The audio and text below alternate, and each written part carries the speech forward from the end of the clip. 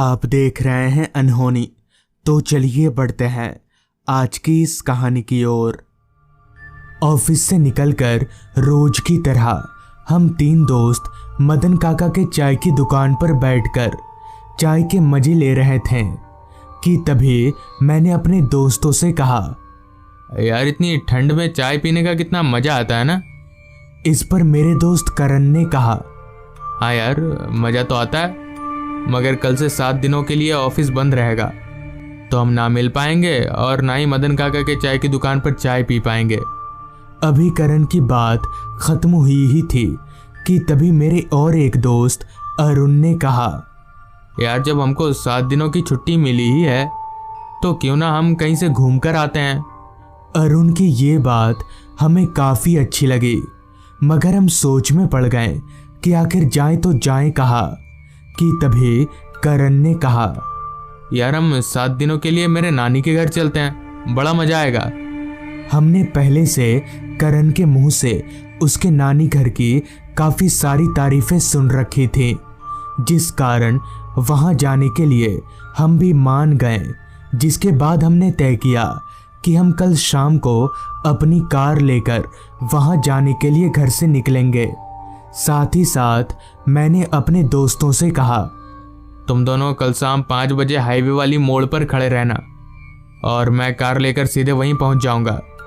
सारी बात तय हो जाने के बाद हम तीनों अपने अपने घर चले आए। जिसके बाद सारी तैयारी करके अगले दिन ठीक 5 बजे मैं कार लेकर अपने घर से निकला और 5:10 में अपने दोस्तों के पास पहुंच गया। जिसके बाद हम करण के नानी के घर जाने वाले रास्ते पर आगे बढ़ने लगे। हालांकि मौसम ठंड का था, जिस कारण हम अपने कार की सारी खिड़कियां बंद करके अपनी सीट पर दुबक कर बैठे हुए थे। हमारे यहाँ से करण का नानी घर करीब 6 घंटे का सफ़र था, तो हम रात के 11 बजे तक वहाँ पहुँच जाएंगे। कुछ देर कार चलाने के बाद अंधेरे ने अपना डेरा जमाना शुरू कर दिया और देखते ही देखते आसमान पर सूरज की तेज किरणों की जगह चांद की मध्यम रोशनी ने ले ली। अब ठंड और अंधेरे का असर हमें साफ साफ हाईवे पर दिखाई देने लगा था, क्योंकि अब हाईवे पर गाड़ियों का काफिला काफ़ी कम हो चुका था। कोहरा तो इस कदर पूरे रास्ते पर फैला हुआ था कि हमारी हेडलाइट की रोशनी में सारा कुछ धुंधला धुंधला सा दिख रहा था। तभी मैंने जब गाड़ी में वक्त देखा तो वक्त हो रहा था रात के 8 बजे का, यानी कि अब तक हमने आधा सफ़र ही तय किया था, मगर बाकी का आधा सफ़र हमारे लिए इतना खौफनाक होगा ये हमें कहाँ पता था। कुछ आगे जाने के बाद मैंने कार को रास्ते के किनारे रोका, जिसके बाद हम तीनों घर से लाए रात के खाने को मिल बांट कर खाने लगे। खाना पीना हो जाने के बाद हम वापस से हाईवे पर आगे बढ़ने लगे। अब रात काफ़ी हो गई थी, जिस कारण पूरा हाईवे सुनसान हो गया था। बीच बीच में हमें उस हाईवे पर इक्का दुक्का ही गाड़ियां दिखाई पड़ रही थी। अभी मैं कार चला ही रहा था कि तभी पीछे बैठे करण ने कहा, आगे से बाएं वाला रास्ता ले लेना, वही रास्ता मेरे नानी के घर जाता है।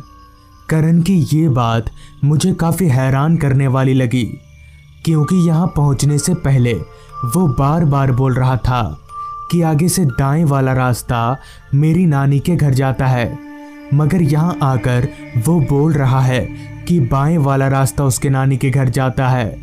जिस पर मैंने करण से कहा, अरे करण, तू तो पहले बोल रहा था कि दाएं वाला रास्ता है तेरे नानी के घर जाता है, और अब तू बाएं जाने के लिए बोल रहा है।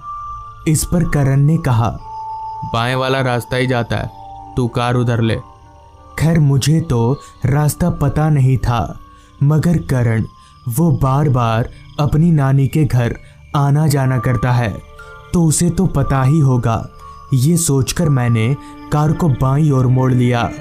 तो कार को बाईं ओर मोड़ते ही हमारे आगे एक कच्चा रास्ता था और उस रास्ते पर पहले वाले रास्ते से भी ज़्यादा अंधेरा था। रास्ते के दोनों तरफ लंबे लंबे पेड़ और घने जंगल होने के कारण बार बार हमें जंगली जानवरों की आवाज़ें सुनाई पड़ रही थी। रास्ता काफ़ी पतला होने के कारण मुझे कार चलाने में काफ़ी परेशानियों का सामना करना पड़ रहा था, जिस कारण मैंने करण से कहा, अरे करण, और कितना वक्त लगेगा? इस पर करण ने जवाब दिया, बस अब और एक आधा घंटा ही लगेगा। वो रास्ता पूरी तरह से खाली होने के कारण कोहरे ने पूरी तरह से उस रास्ते पर अपना डेरा जमा लिया था। दूर दूर तक उस रास्ते पर हमारे अलावा हमें और कोई भी नहीं दिख रहा था। अभी हमारी कार कोहरे को चीरती हुई आगे बढ़ ही रही थी कि तभी चल रही हमारी कार एकदम से बंद पड़ गई। कार के अचानक बंद हो जाने से मैं एकदम से चौंक गया और बार बार कार स्टार्ट करने की कोशिश करने लगा, मगर कार स्टार्ट होने का नाम ही नहीं ले रही थी कि तभी मेरी नज़र कार के फ्यूल मीटर पर गई तो मैंने देखा कि कार का सारा डीजल खत्म हो गया है। मगर ऐसा कैसे हो सकता है? अभी तो थोड़ी देर पहले मैंने देखा था कि कार में काफ़ी डीजल था, तो अचानक सारा डीजल ऐसे ख़त्म कैसे हो सकता है?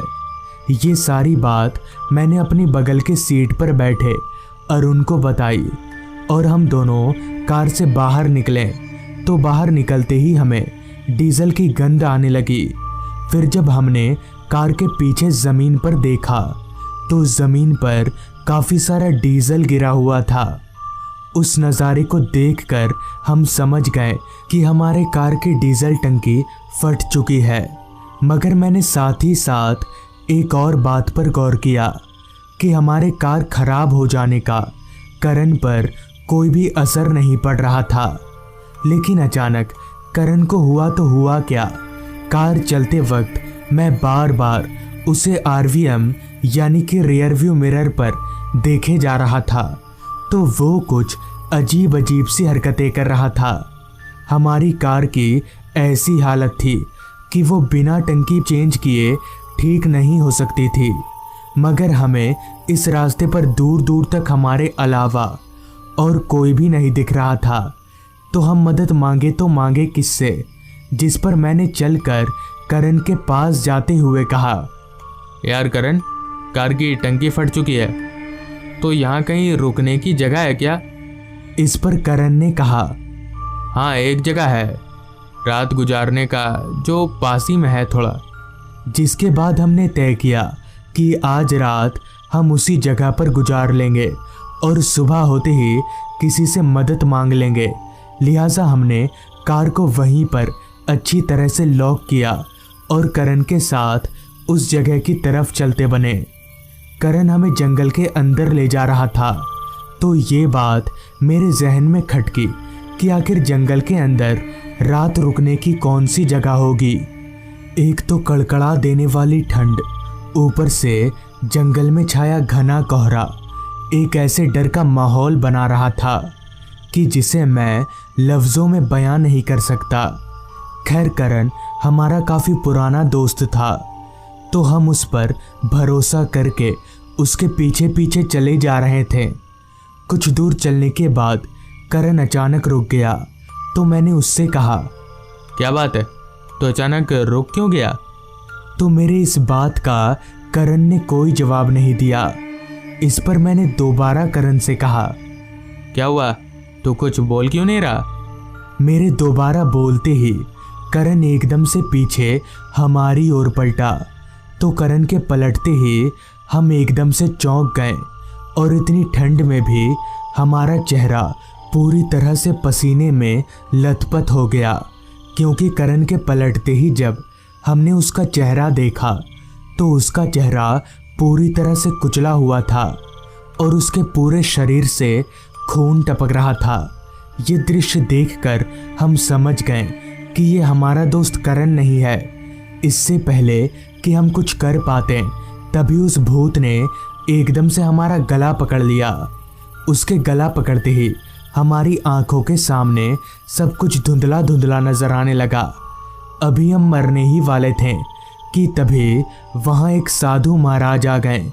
उन्होंने अपने थैले में से भभूत निकालकर उस भूत पर छिड़का, जिससे वो भूत एकदम से गायब हो गया।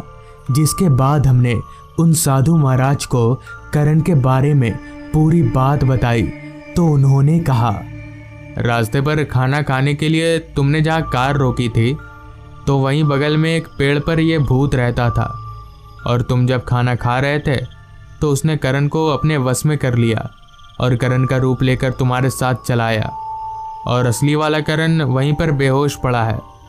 साथ ही साथ बाबा ने ये भी बताया, तुम लोगों की कार खराब नहीं हुई थी, ये सब एक छलावा है। तुम कार लेकर जल्दी से करण के पास चले जाओ। बाबा की बात सुनकर हम एकदम से भागकर कार के पास आए तो सच में हमारी कार ठीक थी। जिसके बाद हम उसी जगह पर गए जहां हमने खाने के लिए कार रोकी थी। तो हाँ, वहां करण बेहोश था।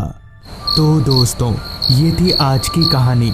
अगर आपको ये कहानी अच्छी लगी हो तो चैनल को ज़रूर सब्सक्राइब कर लें। तो मैं आपका दोस्त आर्यन जल्द ही मिलूँगा आपसे ऐसी ही एक कहानी के साथ।